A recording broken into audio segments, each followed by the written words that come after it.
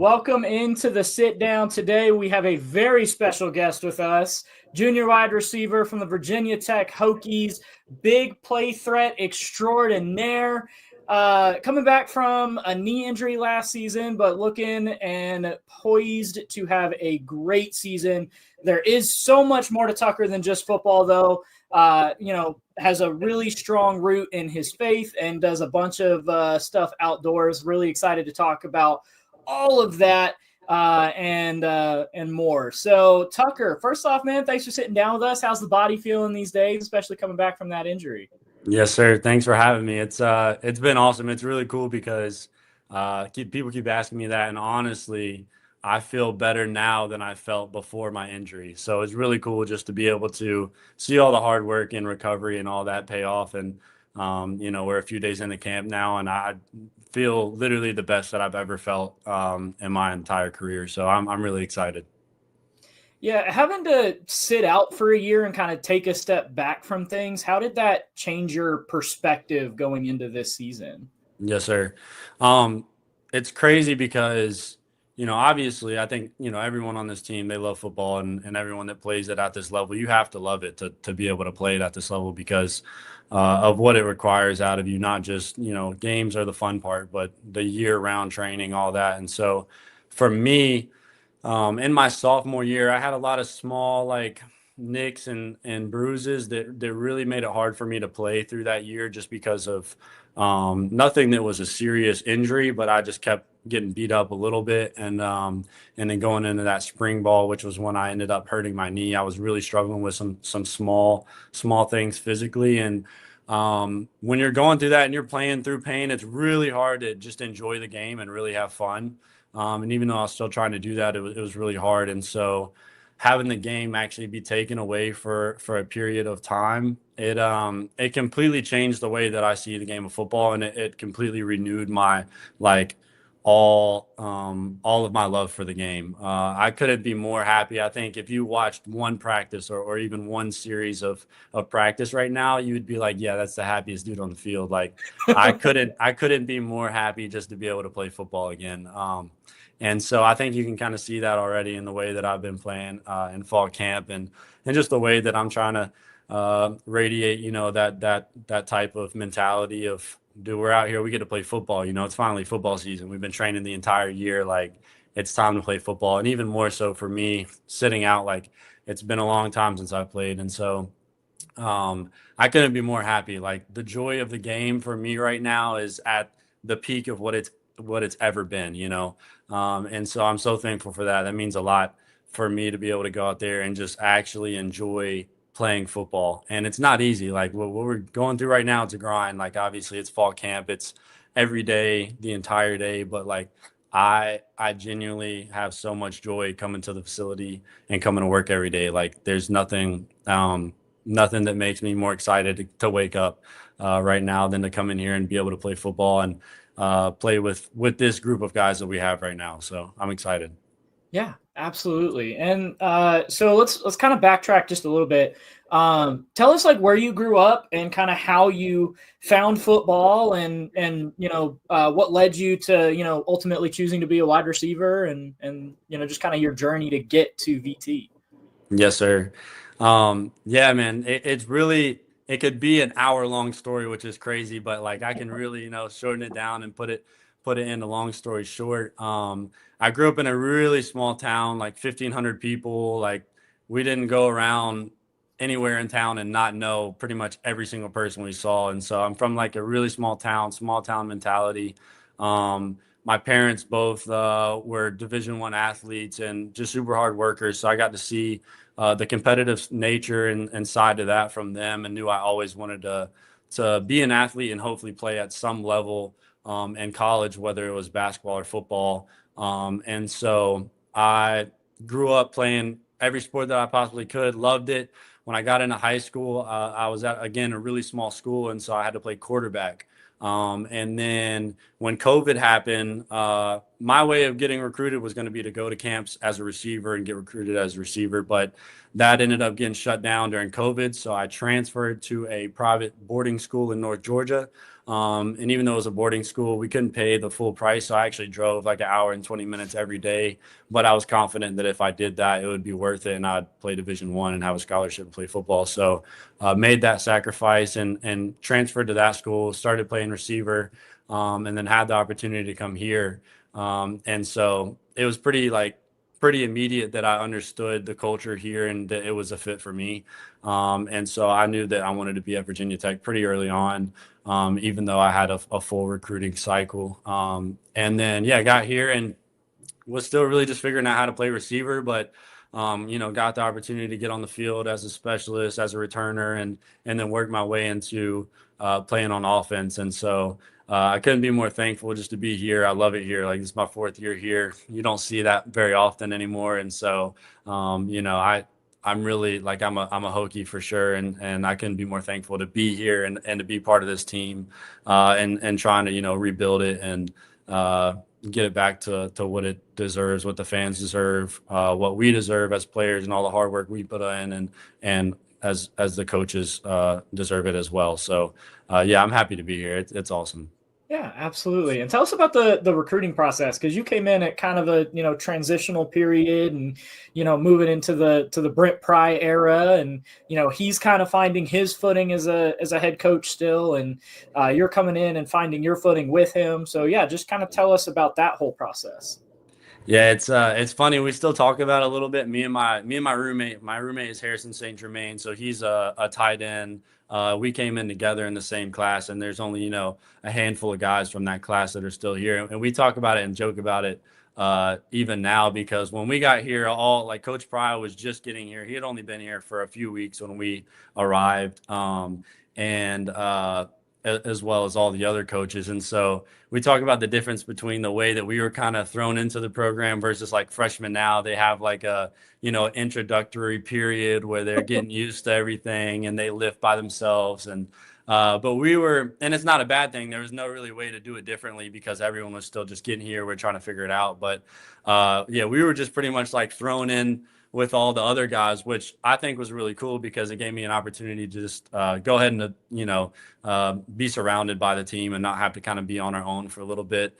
But it allowed me to get pretty close with some of the older guys pretty fast, which was really cool for me, just because trying to, figure out my place on the team, my role, what that looked like. And also just, learning a new team, a new coaching staff, all that. It was good. We were all figuring it out together, but it was a cool period, and I'll always be thankful for it, and thankful that it happened that way rather than coming into a coach who had already been here for a few years. I wouldn't change it. I really loved it, and it was cool because I kind of got to see Coach Pry grow into his role as a head coach as well. He's changed tremendously in the best way possible, even since I got here. It's just a few years, but seeing him learn and change and develop and grow while we're also doing the same thing has been really cool. So, and he's got the right guys in here as far as coaches. So I'm thankful for him and, just the leadership from that standpoint. So I do want to talk about the coaches, but I do want to ask, do you have a favorite Brent Pry story? That's a good question. I don't know. I think it's just, I don't think there's, I would have to think for a while to have one specific story, but I think it's just the side of him that's like, you think head coach and all that, and it's like, that's the dude that's up there. You don't really see or interact with head coaches that often, just because they're with media, they're with the other coaches, like they're more of like a manager. But I think my favorite stories are just like on a day-to-day basis, just randomly running into him like in the facility. And obviously I see him every day, but like the random, like yesterday I was walking through the facility and he was heading out to walk with our equipment guy, Stuart Carter. And I was like, and Stuart looked like he was about to go run. And so I was like, y'all about to go run? And he just started joking about how they were going to walk first. He was like, it's a progression. So just like the human side, of Coach Pry, I love it. And again, as he's grown, I've grown, and we've grown, together in this program, and it's been cool to see. But I would say, just on a daily basis, when I do get to interact with him and see him, just kind of the fact that he's just, he's a normal dude. and he loves us genuinely, and so that means a lot coming from a head coach. So yeah, now I would have to think if there's a specific story for a while. I'm sure there is, but in general, yeah, just the way he interacts with the players on a day-to-day basis, and me specifically. So thankful for that. Yeah, absolutely. Now, you did mention the new coaches. Tell us what you think of your initial impressions of, Montgomery and Cephas, and kind of what difference do you think they bring, to a team that maybe didn't quite live up to the expectations that they had last year, and then going into this year. Yes, sir. Yeah, I mean, obviously, I'll start with Coach Montgomery, because he's my coach. I could not be more thankful and excited about him being here. I have nothing bad to say about previous OC, but I truly believe like Coach Montgomery is the guy for this job.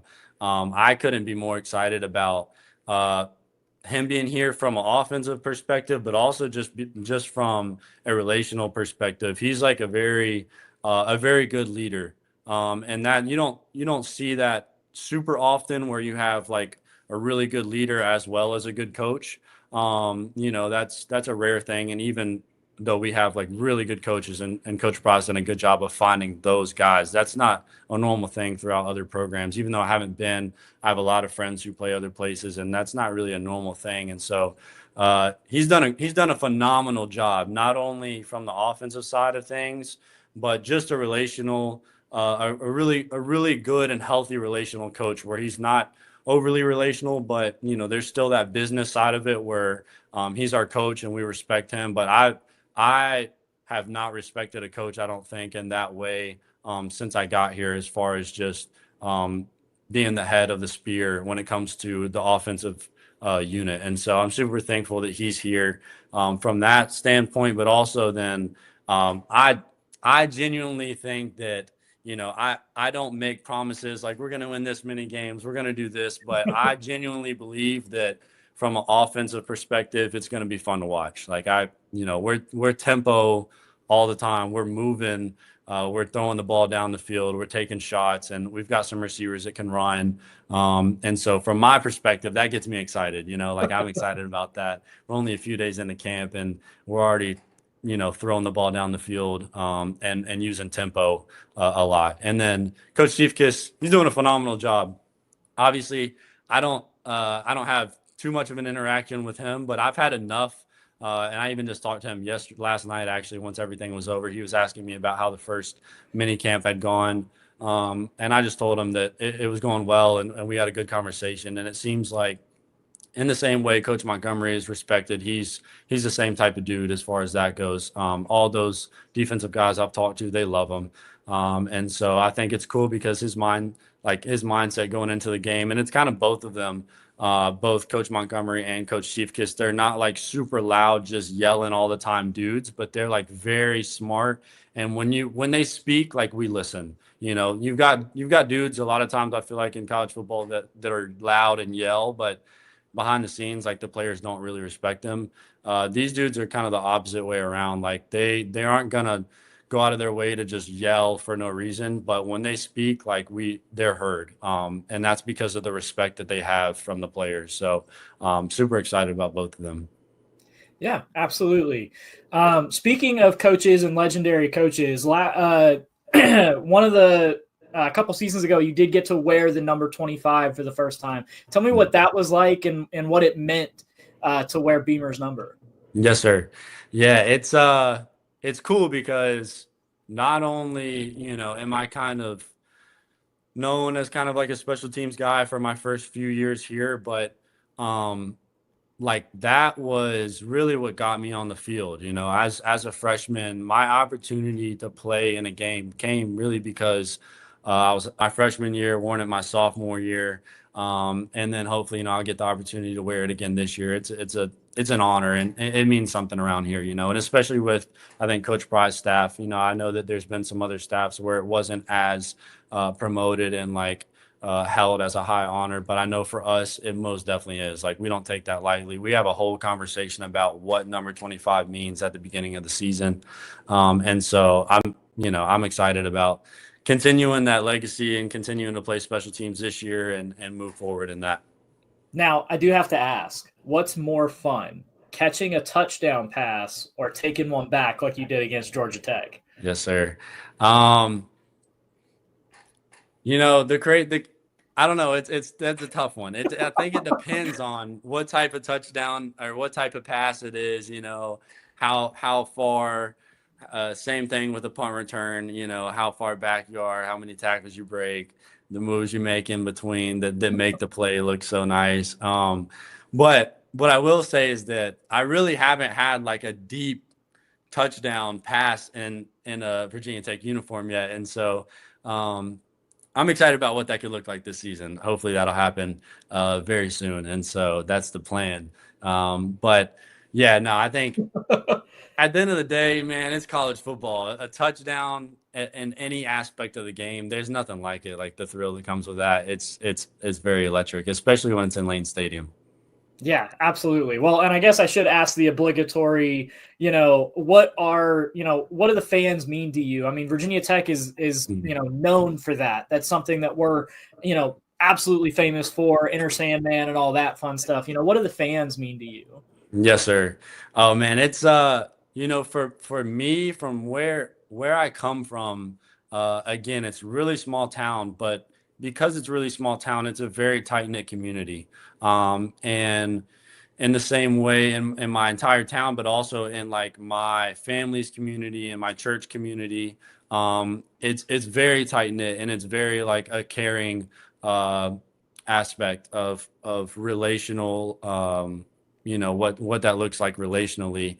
And so the reason I chose Virginia Tech, honestly, was a big part of it was because of that, because it's a football school, because the community around football is second to none. There's not many places like it in the entire country. And so for me, not only is it fun on the football field, but it reminds me of like my values, what I care about, the type of people that I want to surround myself with. It's more than just football. And even though we're talking about our football fans, it goes beyond football.